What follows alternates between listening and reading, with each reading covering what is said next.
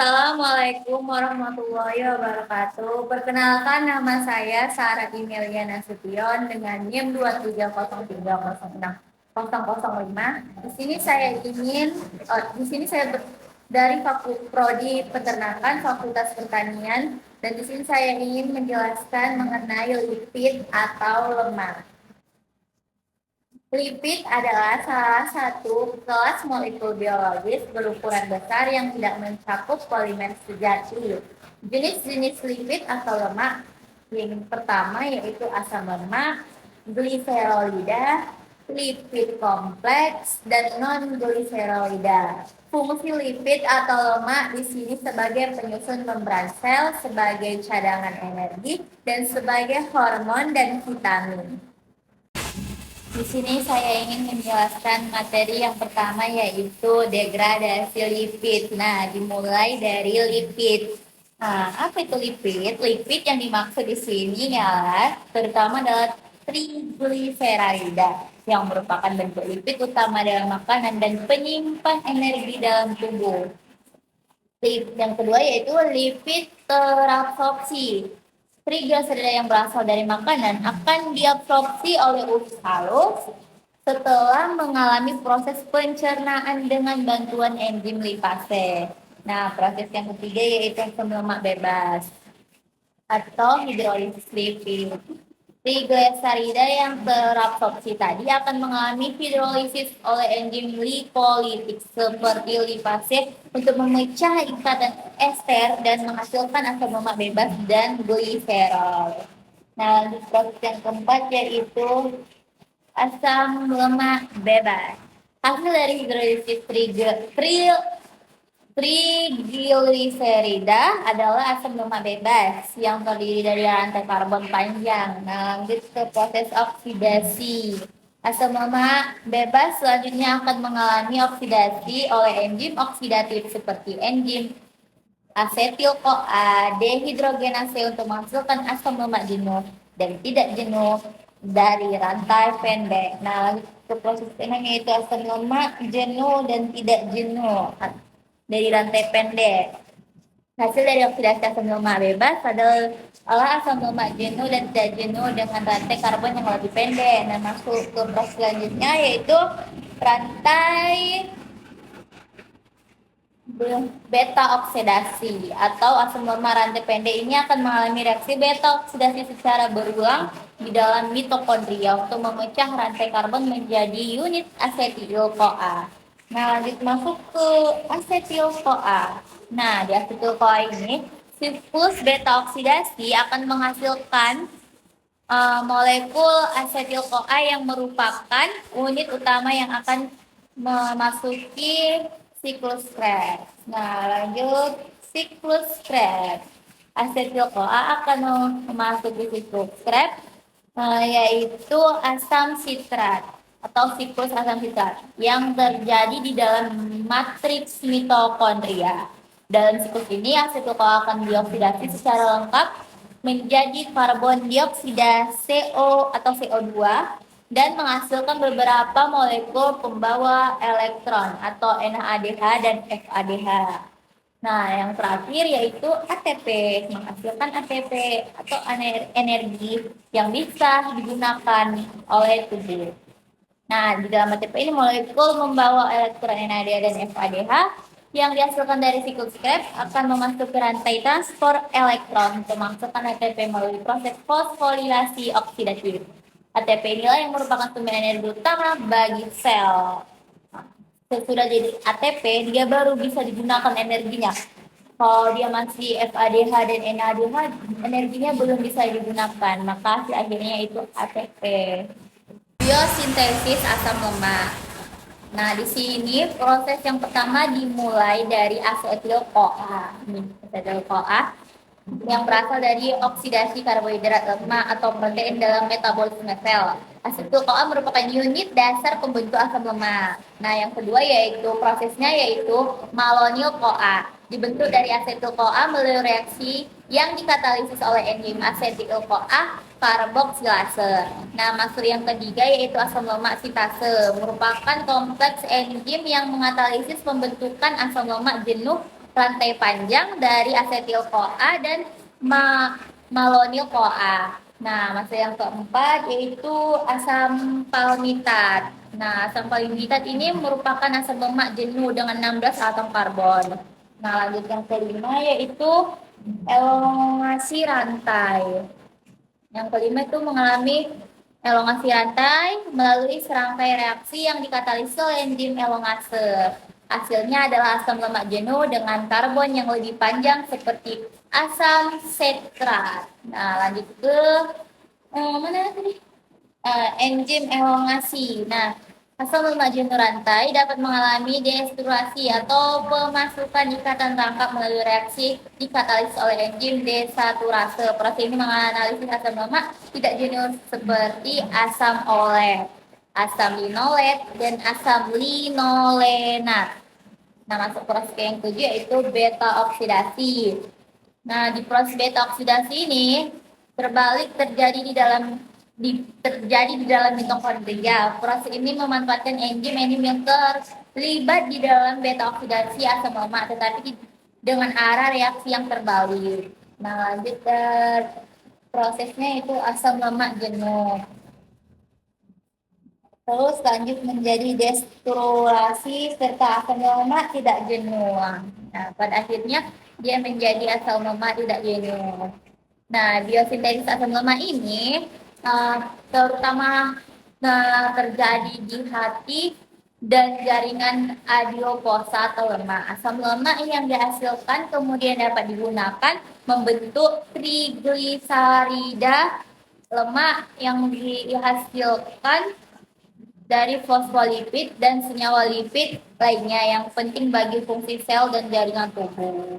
Selain itu, beberapa asam lemak tidak jenuh seperti asam linoleat dan asam ilnoleat merupakan asam lemak esensial yang tidak dapat disintetis oleh tubuh manusia dan harus diperoleh dari makanan atau dari luar tubuh manusia yang tidak dapat dihasilkan oleh tubuh sendiri. Nah, proses yang selanjutnya yaitu biosintesis trigliserol. Nah, di dalam proses ini yang pertama yang dimulai dari asam lemak, ini asam lemak. Nah, asam lemak jenuh dan tidak jenuh dapat berasal dari diet atau disintesis dalam tubuh melalui jalur biosintesis asam lemak. Nah, masuk ke proses yang kedua yaitu asetil-CoA. Asetil-CoA merupakan unit dasar yang dibutuhkan untuk membentuk gliserol 3-fosfat. Nah, masuk ke gliserol 3-fosfat ini terjadi dua reaksi enzimatik. Yang pertama, gliserol difosforilasi oleh enzim gliserol kinase menjadi gliserol 1-fosfat. Dan yang kedua, gliserol 1-fosfat kemudian diubah menjadi gliserol 3-fosfat oleh enzim gliserol 3-fosfat dehidrogenase. Terus masuk ke proses yang keempat yaitu asam lemak sintase. Atau asam lemak sintase aktivisasi penggabungan dua molekul asam lemak dengan gliserol 3-fosfat untuk asam fosfatidin. Nah, lanjut ke proses asam fosfatidin. Nah, ini asam fosfatidin. Di sini fosfogliserolida yang dibentuk dari penggabungan dua molekul asam lemak dengan gliserol 3-fosfat. Lanjut ke defosforilasi. Nah, di dalam defosforilasi ini asam fosfat memediasi defosforilasi asam fosfatidik dengan memindahkan gulus fosfat dan menghasilkan diacylglycerol. Terus masuk ke diacylglycerol. Di sini terjadi gliserol dengan dua bungkus asam lemak yang terkait terikat gitu lah. Terus masuk ke proses yang ke-8 yaitu asilasi akhir. Nah, di sini hasil asetil-koenzim A deoksirisasi tadi hasil transferase mengaktivisasi asilase akhir dengan menambahkan satu molekul asam lemak lagi pada diacylglycerol tadi proses sebelumnya dan menghasilkan ini masukkan triacylglycerol. Nah, dan proses yang terakhir yaitu triacylglycerol. Nah, yang terakhir di sini lipid utama menyimpan energi dalam tubuh terdiri dari gliserol dengan 3 gus asam lemak yang terkait, yaitu biosintetis fosfolipid. Dimulai dari asetil-CoA, lanjut ke gliserol 3 fosfat. Di dalam gliserol 3 fosfat ini terjadi dua reaksi, yaitu diubah dari gliserol difosforiasi dan enzim gliserol kinase menjadi gliserol 1 fosfat. Dan gliserol 1 fosfat kemudian diubah menjadi gliserol 3 fosfat oleh enzim gliserol 3 fosfat dehidrogenase. Terus masuk ke proses yang kedua, yaitu asam fosfatidik. Nah, asam fosfatidik terbentuk dari penggabungan dua molekul asam lemak dengan gliserol 3 fosfat yang dikatalisis oleh kompleks enzim asam lemak sintase. Terus masuk ke sitidina trifosfat atau CVT, merupakan senyawa yang dibutuhkan dalam tahapan selanjutnya, yaitu biosintetis fosfolipid. Dan lanjut ke CDP. CDP dia gliserol sintase. Nah, enzim CDP di gliserol sintase mengkatalisis reaksi antara CVT dan asam fosfatidik untuk membentuk CDP diaksilgliserol. Reaksi ini memerlukan ion Mg2 Mg sebagai kofaktornya. Terus masuk ke proses CDP diacylglycerol. Di sini prekursor utama dalam biosintetis fosfolipid. Terus masuk ke fosfatransfase spesifik. Di sini enzim fosfatransfase spesifik mengaktilisasi transfer gugus kepala polar atau seperti kolina, etanolamin, serina, inositol, atau gliserol dari donor yang sesuai ke CDP diacylglycerol. Masing-masing enzim tadi memerlukan donor kepala polar spesifik. Terus lanjut ke fosfolipid. Di sini fosfolipid adalah hasil akhir dari reaksi biosintetis fosfolipid nih. Di fosfolipid ini reaksi yang dikatalisis oleh enzim fosfattransfase spesifik adalah sebagai jenis fosfolipid seperti fosfatiligolitik atau PC, PE, PG, PI, PS, dan lain-lain. Nah, lanjut dibagi. Di fosfolipid ini terbagi menjadi dua, yaitu retikulum endoplasma sama mitokondria. Nah, di sini disintetis fosfolipid terutama terjadi di retikulum endoplasma dan mitokondria sel. Fosfolipid yang dihasilkan berperan penting dalam membentuk membran sel, transport lipid, pensinyalan sel, serta sebagai fungsi seluler lainnya. Kemudian masuk ke proses yang terakhir, yaitu biosintetis kolesterol dan steroid. Dimulai dari asetil-CoA yang berasal dari oksidasi glukosa, lemak, atau protein dalam metabolisme sel.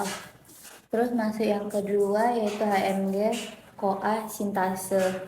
Di sini mengkatalisis kondensasi dua molekul asetil CoA menjadi HMG CoA 3 hidroksi 3 metilglutaril dan KOA. Dan masuk ke proses yang ketiga, yaitu HMG CoA reduktase. Di sini tahap mengatur utama dalam biosintetis kolesterol. Enzim ini mengkatalisis konversi HMG-CoA menjadi mevalonat. Nah, masuk ke mevalonat kinase. Di sini mevalonat diubah menjadi dua tahap fosforilasi yang dikatalisis oleh enzim mevalonat kinase dan enzim lainnya. Dan masuk ke proses selanjutnya, yaitu IPP dan DMAPP atau isoprenoid.